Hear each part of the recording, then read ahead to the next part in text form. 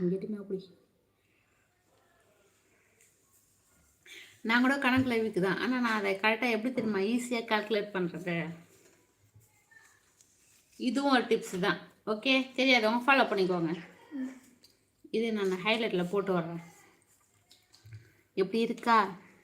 8:45. இது வந்து 8, 8:15, 8:30, 8:45. ஓகேவா? 8:45. அப்படியே இந்த கார்னர் இருக்குல்ல, இதை எடுத்துன்னு வந்து இந்த 8:45 வைக்கணும்.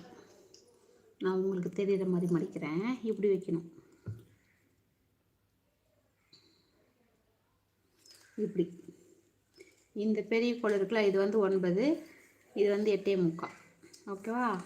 8:45 மடிச்சிட்டேன்னா இப்போ மடித்த பிறகு மடித்த இடத்துல